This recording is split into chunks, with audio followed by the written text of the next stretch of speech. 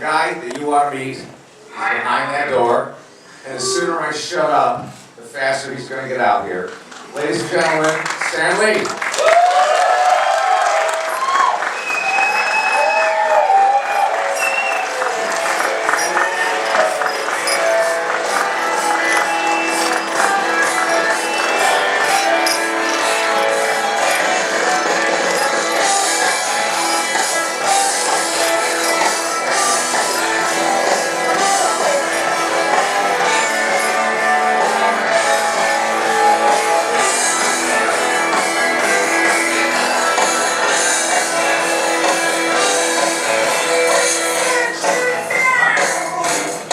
Nobody's gonna pick on me tonight.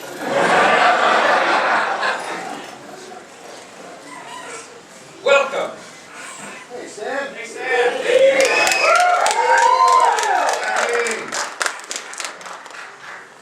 I'm Rick Theakston. I've known this monk for 35 years and he still can't remember my name. I remember his name. I don't remember who it belongs to. Well, turn away. So, I get exactly 2 minutes with him last night because that's all you ever get with Stan Lee these days. And I said, how do we handle this thing? And he says, just don't say, somebody who's a man that needs no introduction. Yeah, I never get an introduction. What? Tell the story here. The guy was with Marvel Comics for 30 years, created a universe that people dress up as even today, took it out of nowhere into somewhere, made it world famous, and in doing so became world famous himself. Well, that was better than no introduction anyway. I stayed up all night drinking beer writing that. What am I supposed to do here? I'm supposed to wax poetic about you for 20 minutes. All right, let's assume you've already done that. I know all about me, they know all about me, and whatever they don't know, they don't care about anyway. Let's get to the heavy stuff. Stan, it's just amazing that I know that you wanted to be famous your whole life, and you got to be that. Yeah, and I figured, it's not that great. Oh. Rich and famous? Yeah, I used to be that. there's still a lot of people who don't know me. It's hard for you to believe that, but there are. They suck.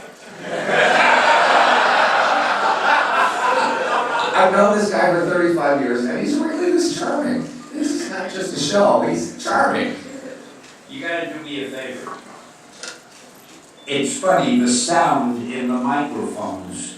I can hear you when you talk, but when you talk into this, I can't make out what you're saying. What? So, there's something about it. So when you say something, if you get a little further from the microphone, so I can hear your own natural, beautiful voice, I know what you're saying. Of course. Well, you guys probably got a million questions for this mug. So, I hope not. so who's got a hand? Who's got a question? Well, actually, we're going to need you to come down this way, form a nice orderly line. Oh, they didn't tell me this. We're limited by board length. So you have to make them work at it, huh? Well, You're worth walking up to. Oh, no, not that many. Oh, no. Oh, no. Yeah, we The want whole of Detroit is here. Dearborn. we want to know your social security number and your PIN number first. Okay, so. What if I don't know the answers? I'll go ahead. You've given us so many great heroes. Who are your heroes?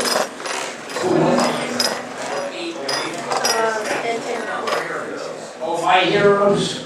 Well, not counting me.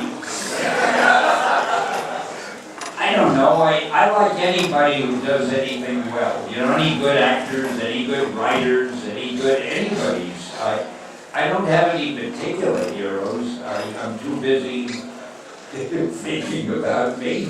I didn't mean that way. The work I have to do.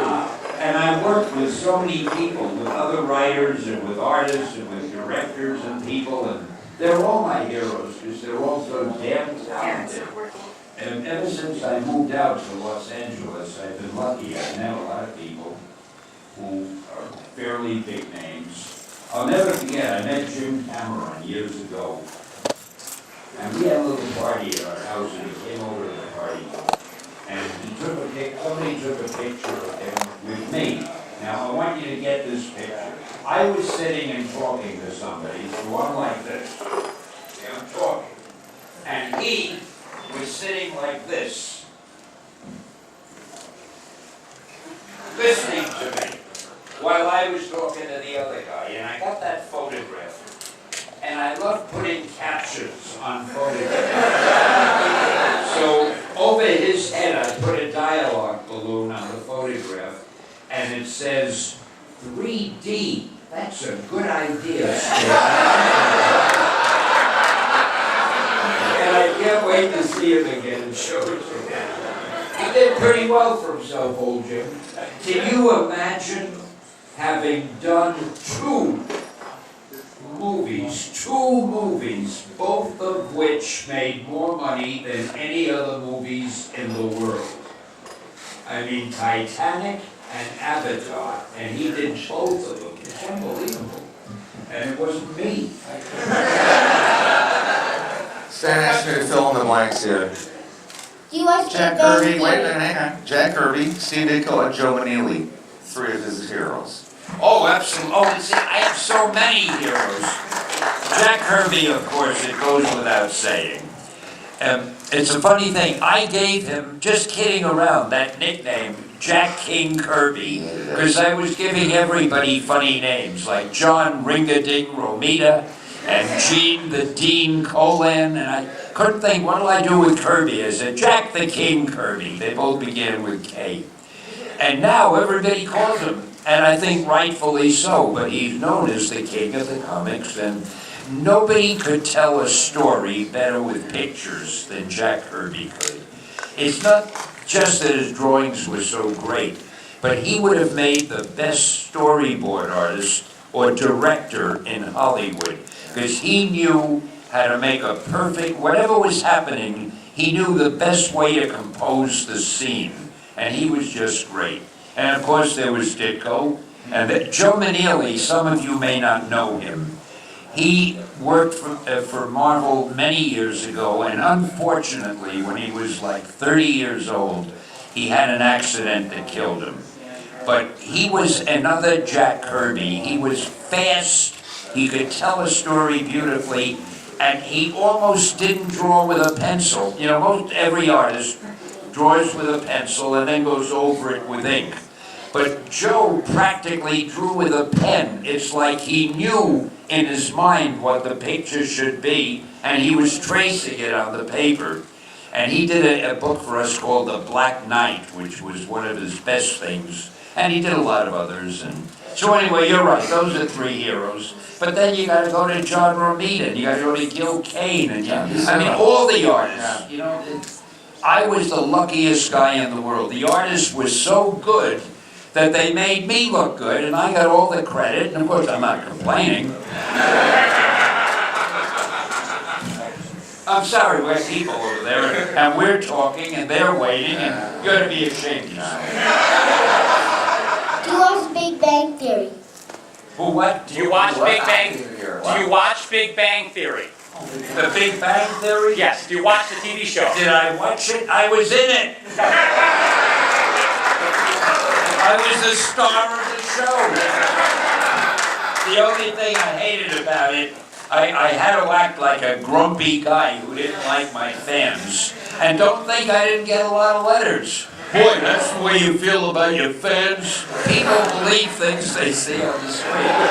Actually, it was true. I hate the fans.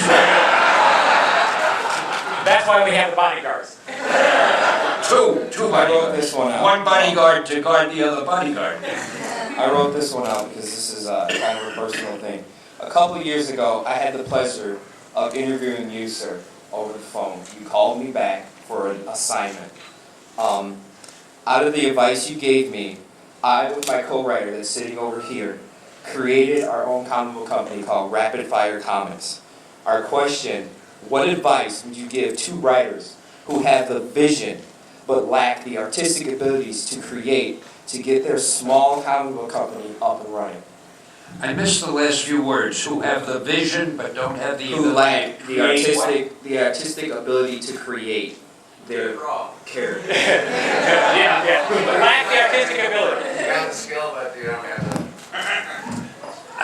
Are you both writers and you need an artist? Is that what it is? Well, we had a couple of artists do our stuff, but what would you suggest that we do, since we ourselves don't have the creative, things to go? Where do we go from that? Looking for artists. What do you have advice for us? I Practice. still miss it's terrible. I can hear people when they talk naturally through the microphone. It sounds like this to me. Just quick advice. Make it work. What do you do to make it work? Well, first of all, you've got to have, obviously, a good story, and you have to have great artwork. And I say great artwork because today, well, you all read comic books, the artwork is great. Every artist is better than the other one. So unless the artist you work with is at least as good, and hopefully even better than the guys who are now doing the books, why would a publisher want to take on something that isn't as good as what he's already gotten? You know what I mean? So stories are tough. It's tough to know a good story or a bad one until you see it drawn. So the most important thing is work with an artist that can really not only do justice to your story, but make your story look even better than it was when you wrote it, which is what happened to me.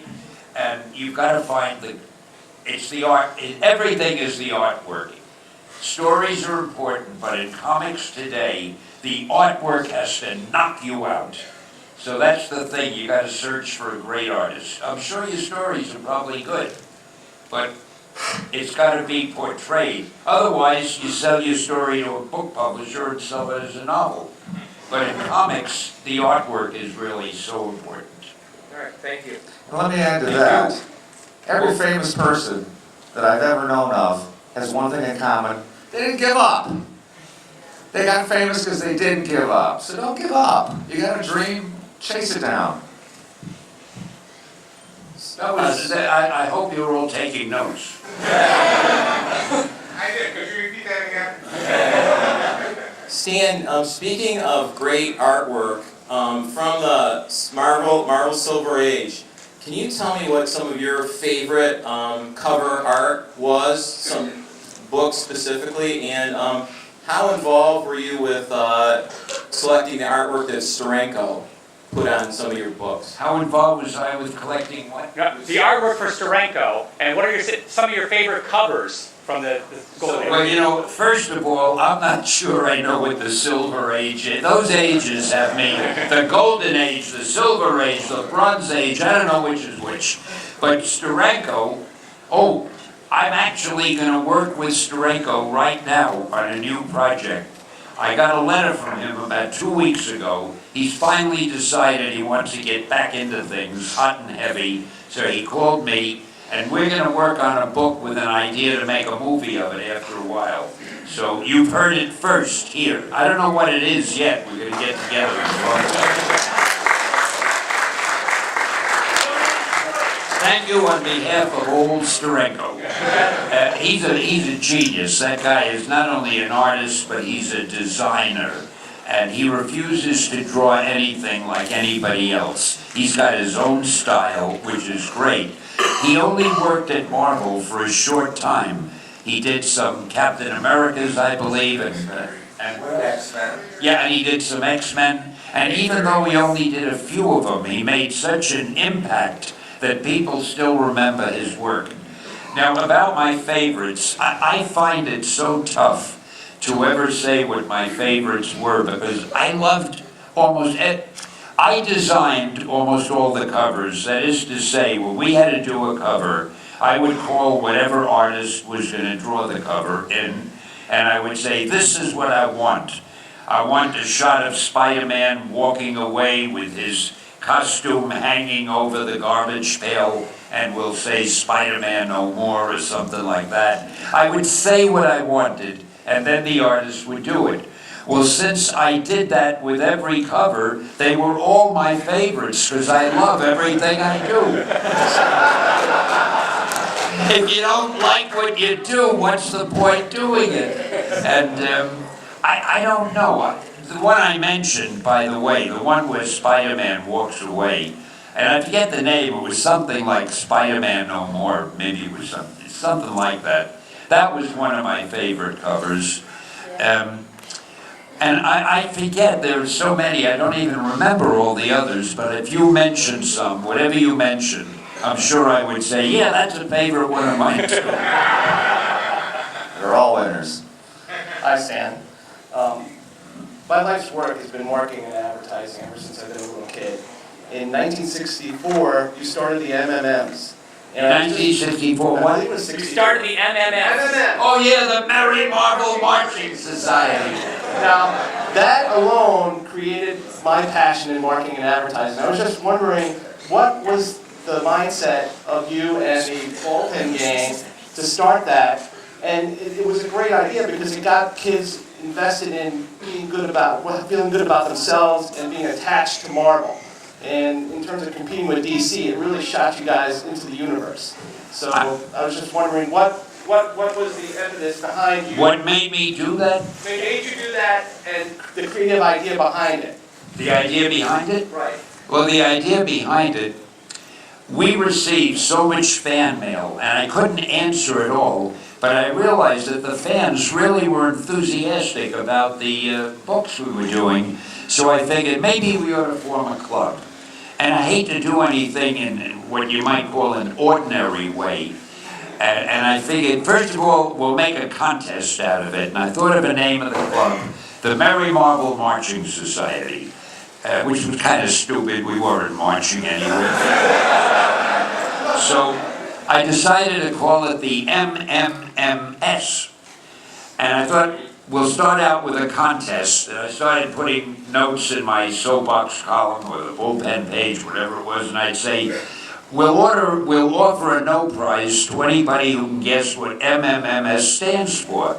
So for a few months, people were writing in stupid things, what MMS stood for, and we had a lot of fun with that. Then finally, I mentioned what it was, and I told them that we're not marching anywhere, but that's the name of the society, and if they want to join, and I figured a few people will join. We got over 100,000 the first month, and we didn't know what to do with them. We didn't have time to go marching anywhere. So I got the guys together, and we went to a recording studio. We made a record to send to all the members. I don't know if you got the record. And it was the dumbest record ever made. In those days, you could get a little record made for like a penny, a little vinyl record. And so we had a lot of them made, and there was a studio a couple blocks away. So I marched our artists and a couple other guys to the studio. And there we were like idiots walking single file in the street to the studio. And they were all complaining because they didn't want to go and they wanted to finish their work. And I didn't really want to go with them, but we had to. So we were a bunch of very disgruntled guys walking to the studio. And when we got there, we didn't know what to say. And I said some stupid thing, and then I tried to make a joke, and then Jack Kirby said something like, "Don't try to be funny, Stan," or it was terrible, but it was so terrible that it was funny, and people loved that record. Artie Simic, our letterer, I think he tried to play a harmonica for a minute. Nobody wanted to hear it, but it was really great. I have that record home, and it's got the voice of Kirby, and no, Ditko wasn't there, but we talked about Ditko. I think we said, Steve doesn't want to talk. Oh, there he is jumping out the window, or something stupid like that.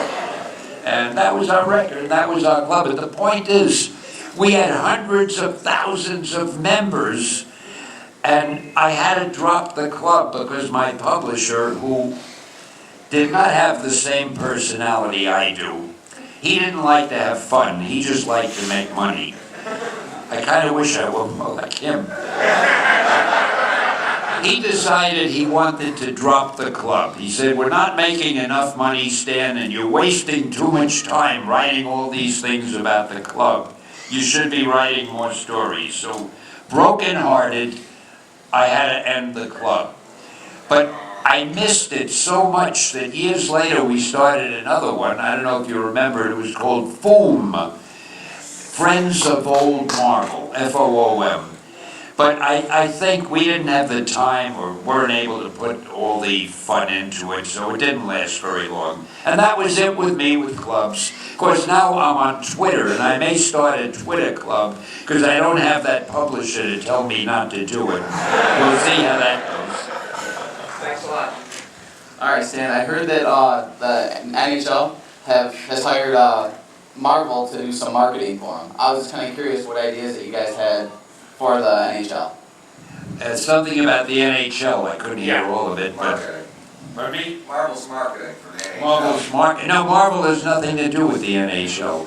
I have my own little company called POW Entertainment. That's P-O-W exclamation point. And the exclamation point is so that nobody thinks it stands for prisoner of war.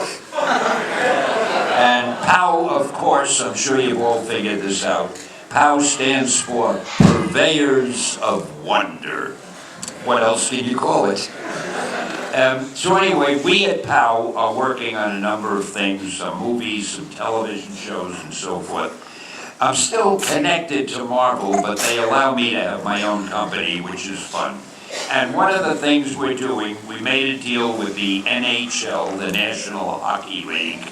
We decided to make it bigger than the NFL. So we're going to create a superhero for every one of the 30 teams, and it's going to be a very big deal. We're going to be working with books, movies, television, the internet. It's just being started now. I've been meeting with the heads of the NHL, and it's going to be a lot of fun. It'll be a lot of work, so I really don't have time to be here any longer, so goodbye.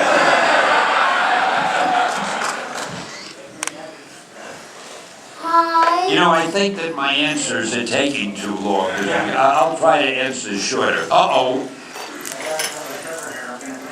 Hi. You're going to be what? Hi. Why are you leaving? I need you for protection. Look at that hostile group out there. Hey, you did a great job. This guy, you know, I think that Robert Downey Jr. would be jealous. No one will look like that. Well, I don't know about that. I haven't taken the helmet off. Wait a minute, you're not Robert Downey, are you? You never know these days. Anyway, I want to thank you for coming, for safeguarding me. And where is War Machine? Right over there. And War Machine, thank you. Now, where are you going? To fight crime and evil? Yep. Okay, Dr. Doom was around the corner the last All right, you take care of him, Mike. Let's hear it for Robot Man Steel. Iron Man and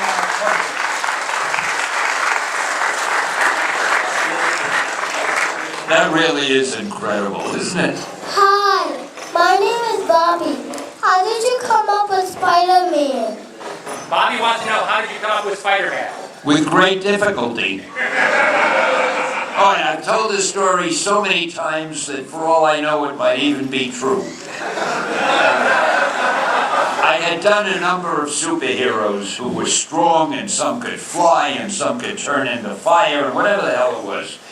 And I was looking for a new superhero. And the big thing with superheroes, you have to come up with a great power.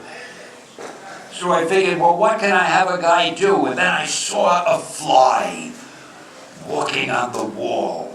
And I said, wouldn't it be something if a superhero could crawl on the wall or the ceiling like an insect?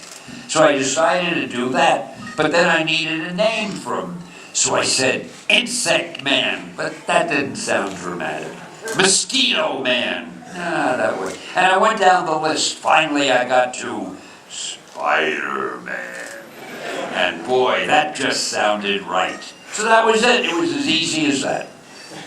So why did you hyphenate Spider-Man? Oh, I hyphenated I'm glad you asked. See, this man is great. He knows just what to ask. I hyphenated Spider-Man because I didn't want it to look like Superman. Because at first glance, it could look like it. So I lettered it differently, and I put a hyphen between Spider and Man. And do you know, even at Marvel, they sometimes forget that hyphen, and it gets me so angry. But it shouldn't. Anytime you write it, you put in a hyphen, or else you'll have to reckon with me, boy. Oh, speaking of that, I have another pet peeve. Now, this is for the wordsmiths among you. The word comic book. Everybody spells it as two words, comic book. Now, if it's spelled as two words, it means a funny book. Like a sad story is a sad story. A comic book is a funny book. But if it's spelled as one word, comic book, then it becomes a generic word which can only mean a comic book. So from now on, I want you all to go on a crusade. Make sure that you spell it as one word and that everybody else does. And when you see it spelled as two words by anyone, you write a very hostile letter. Just want to be sure. We'll get Microsoft Office to change the spell check on that. What? We'll get Office to change the spell check on that for you, okay? So, All right. I couldn't hear what he said, so I figure all right is a good answer. Hi. Last time I talked to you was at a Detroit Fanfare when I lost my keys and you helped me to look for them. I'm a nice guy, I really am. My question is, with all the characters you have created, and then you've had other artists are now doing the stories, Iron Man, Hulk, so on. Have you ever looked at them and see, the stories and think, hey, this isn't the way I envisioned that character to be? No, I'm very modest. I would look at him and say, boy, this is better than anything I ever would have thought of. No, everybody who writes a story is going to do it differently in his own style. I never expect anybody to do it just the way I would have done it. And usually, I kind of like any changes they make because it's inventive, it's creative, and I know if I were a writer who had to pick up someone else's, let's say somebody asked me to write Superman, I would try to write it a little differently. I wouldn't want to write it exactly the way it had always been written, because then they don't need me. Let them get that other writer to do it. So I can understand people making little changes as long as they keep the character within character, as long as they keep it true to what it should be. Thank you very much. Thank you for asking. Very nice. Where can I get a Fantastic Four bathroom? I don't have one. They made it for the show, but they never gave it to me. I'm glad you reminded me. I'm going to call them. Hello, sir. Who do you consider, or what would you consider the base that made Marvel Universe as it is today? What would I consider the what that made Marvel the what? the base that made Marvel Universe today. The face? The base. The very basic step of Marvel Universe. Wait a minute. The what? The foundation. What made the foundation of our universe? Me? No, I'm kidding. I really don't know what you mean by the foundation. Like, who would be the character, what group, or what hero would be the base of the foundation that made Marvel Universe today? What heroes made all of them, I think. Marvel is it's a company that's based on all the characters it's ever done, and it did a lot. Even before I got there, Joe Simon and Jack Kirby were doing Captain America, and Carl Burgos was doing the Human Torch, and Bill Everett was doing Submariner, and some other guy, Gustafson, his name was doing a character called the Angel, and that was the start of it. Then I came along, and after a while Simon and Kirby left, so I picked up Captain America. I wrote that, And I made up a lot of other characters that didn't last too long. The Destroyer, Father Time, I don't know, hundreds of them. It wasn't really until 1960-something when we did the Fantastic Four that Marvel really became Marvel, you know? It was the Fantastic Four, the Hulk, the X-Men, and on and on. And so it was all the artists and writers and people that worked on those strips. Gee, that was a nice, serious, intelligent answer. How you doing, sir? I was wondering, out of the original X-Men, excluding Professor X, who was your favorite and why? Who was my favorite X-Man? Well, Professor X, because I sort of thought of him as me in a way. No, I loved them all. The one that I was disappointed in, because the writers after me didn't follow through with them, I loved the Angel, because I had him as a very wealthy, very conceited guy, all full of himself, and he was very handsome, and the girls loved him, and he had his wings wrapped around him, and he could wear a regular suit and nobody knew. But when he took off the jacket and his wings unfurled, I mean, I thought he was so dramatic, but none of the other writers or artists seemed to feel that way about him, and they kind of neglected him. But I loved the Beast, because I wanted to go against type with him. So he looked like the most brutish one of them, but he was the most erudite and the most intelligent and the most articulate.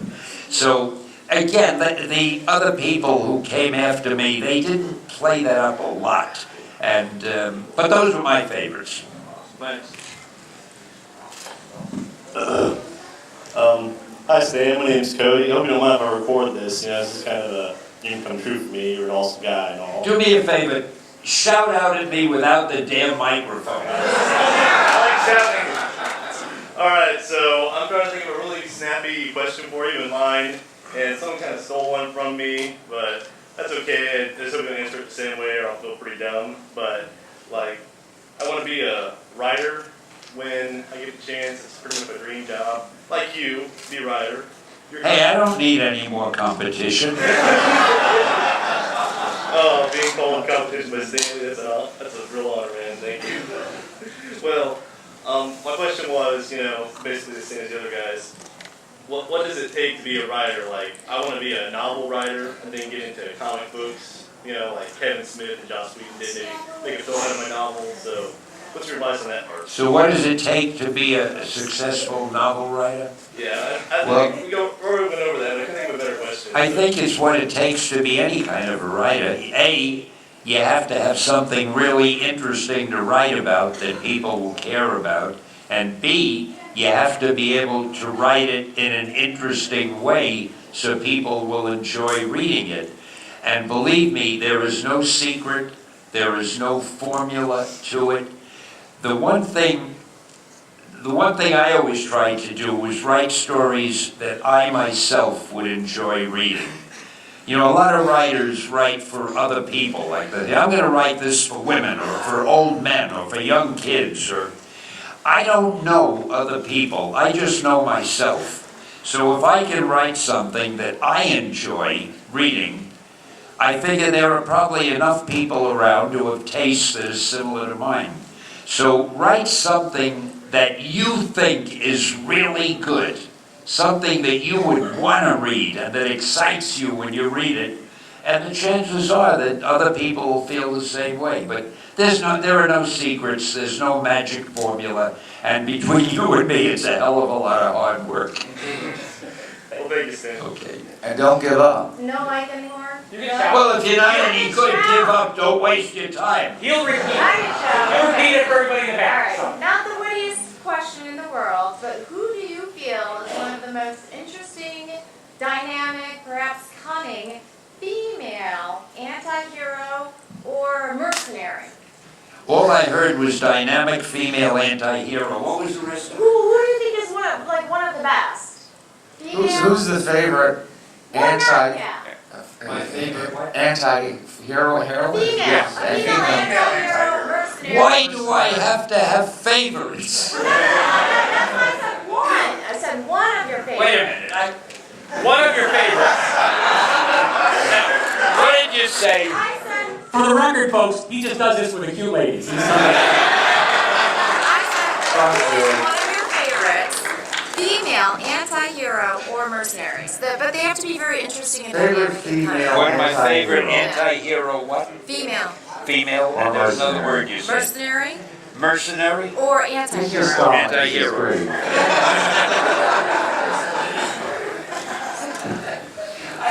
I don't even know any female anti-heroes.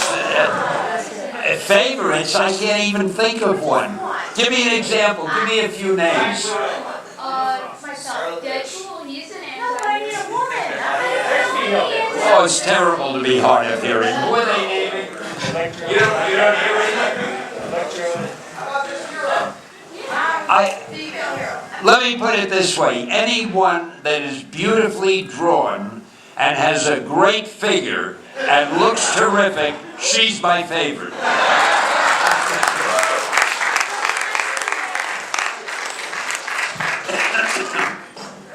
Was there ever a character that you wanted to create but never got the chance to?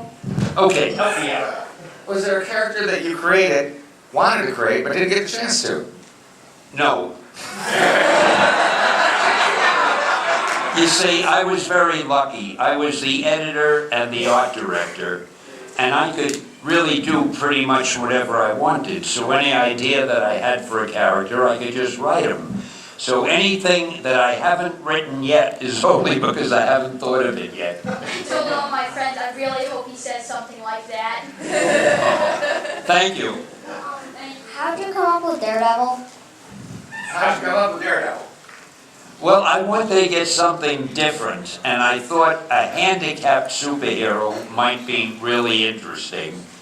And there was a blind hero on television years ago. I forget his name, and the series didn't last too long, but it was interesting. And I thought I would try something like that, and that's what I did. And I like Daredevil. He's one of my favorite characters. I wish the movie had done a little better. Okay, we're going to start speeding this up a little bit. We've got a lot of people with questions. We're going to have to cut these short, so. Who's your favorite Marvel hero that you didn't create? My favorite Marvel hero That you didn't create. that I didn't create? Wolverine. I wish I had created him. If you could drop everything and become one of your heroes, which one would you become? Which hero would I want to be? Oh boy. I guess maybe Tony Stark. He's the richest and the most glamorous, and the women love him. Yeah, Tony Stark. I'd like to know what superhero movie you'd like to see made that hasn't been made yet. Doctor Strange. Hey, this is good. We're going fast. How did you come up with the idea for Toad? What was that? The idea for Toad. Toad, the brother. The Toad? The Toad. Brotherhood of Evil Mutants. What about the Toad? How did you come up with the idea? Just, I found whenever I needed an idea for a character, if I think of an animal of some sort, and I thought the frog, but the toad sounded more dramatic, and I thought a guy who could leap like a toad, that was it. Was there ever a character that you thought was going to go just great and the public didn't react so well to him? A character that bombed. No, they all did well. There was one that bombed with me. Kirby and I had to do a story in a rush once. There was a short deadline. I had to think of something fast. And the villain is the big thing in a new story. And I thought of a name that I thought was great, Diablo. I said, Jack, I want you to draw a guy who looks like Diablo. Make him sinister and dark and devilish. And Jack drew a great Diablo. But I didn't know what to do with him. I had a name, and that was all. And I wrote some kind of a cockamamie story. I don't remember what it was. The book sold all right, but I never liked the story, and I never used Diablo again, although I think other writers did. But that was the one thing that I didn't like much. Thank you. Stan, and you asked about how many stories you wrote. How many stories I've written? Oh, easily more than a dozen. I don't know, I've never counted them. I don't know. Okay, this will be the last question, because Stan's got a whole busy schedule to be getting writer's cramp in just a little bit. What's your best advice for becoming a Marvel comic book artist? How do you become a Marvel comic book artist? How do you become a Marvel comic book artist? Yes. You've got to be able to draw damn well. And then send your drawings in to some editor, whoever's your favorite editor, keep your fingers crossed. Or come to a comic book convention and show some of the Marvel artists what you've done. Of course, they might think you're so good you'll take their job away, so you better show the editor. So, ladies and gentlemen, back in Detroit. What's your name again? It's Stan. Stan Lee.